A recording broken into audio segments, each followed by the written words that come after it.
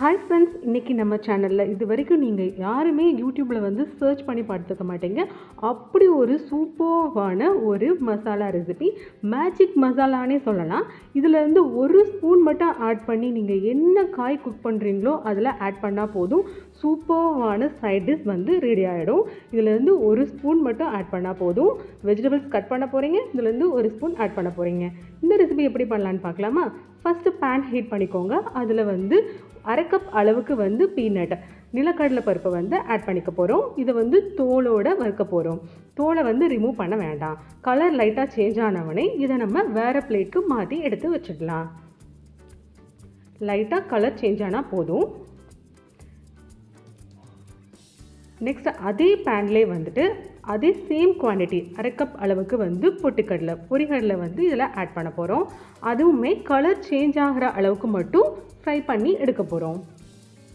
பாருங்கள், இந்த மாதிரி கலர் சேஞ்ச் ஆகிடுச்சு. அதையும் அதே பிளேட்டில் மாற்றி எடுத்து வச்சுக்கலாம்.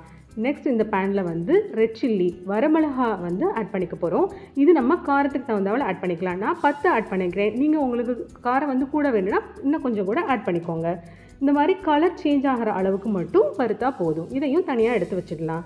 நெக்ஸ்ட்டு அதே பேனில் வந்து கார்லிக், நெக்ஸ்ட்டு கறி லீவ்ஸ் ரெண்டையும் போட்டு ஆட் பண்ணிக்கலாம். கறி லீவ்ஸ் கம்மியாக இருந்ததுனால கொஞ்சமாக போட்டிருக்கேன். நீங்கள் இன்னும் கொஞ்சம் கூட ஆட் பண்ணிக்கலாம். நெக்ஸ்ட் அரை ஸ்பூன் அளவுக்கு வந்து சால்ட் ஆட் பண்ணிக்கோங்க. சால்ட்டை இது கூட ட்ரை ரோஸ்ட் பண்ணி தனியாக எடுத்து வச்சிடலாம். கார்லிக் வந்து தோலோடு ஆட் பண்ணிக்கோங்க.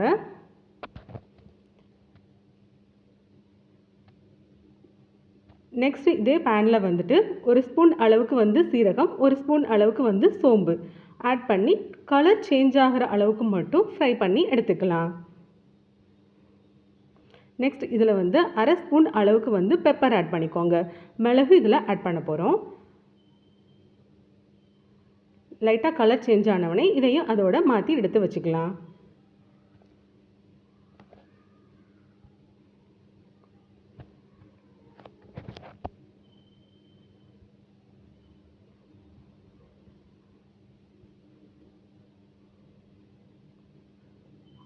நம்ம ரோஸ்ட் பண்ண ரெசிபிஸ் எல்லாமே வந்து கொஞ்சம் ஹீட் குறைஞ்சோடனே நம்ம மிக்ஸி ஜாரில் ஆட் பண்ணி பவுடராக அரைச்சி எடுத்துக்கலாம்.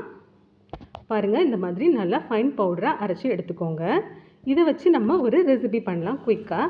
பேன் ஹீட் பண்ணி ஆயில் போட்டுக்கோங்க. கடுகு பருப்பு, க்ரீன் சில்லி கீரி போட்டுக்கலாம். நெக்ஸ்ட் இது கூட வந்துட்டு ஆனியன் வந்து ஸ்மால் பீஸஸாக கட் பண்ணி ஆட் பண்ணியிருக்கேன். இந்த ரெசிபிக்கு வந்து நம்ம தேவையான அளவு சால்ட்டும் ஆட் பண்ணிக்கலாம்.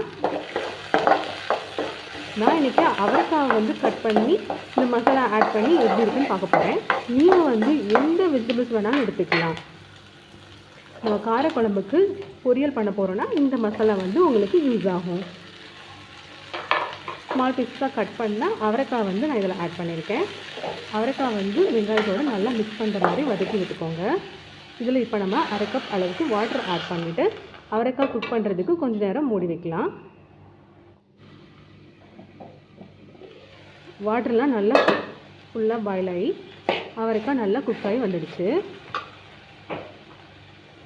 இப்போ நம்ம அரைச்சி வச்சுருந்த மசாலாலேருந்து ஒரு ஸ்பூன் அளவுக்கு மட்டும் ஆட் பண்ண போகிறோம்.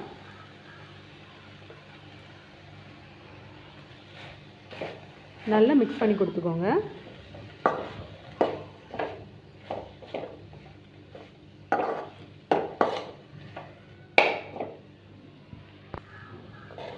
சூப்பர்வான அவரைக்காய் பொரியல் ரெடி. இந்த ரெசிபி உங்களுக்கு பிடிச்சிருந்துச்சுன்னா நம்ம சேனலை மறக்காமல் லைக் அண்ட் சப்ஸ்கிரைப் பண்ணிக்கோங்க. Thank you friends.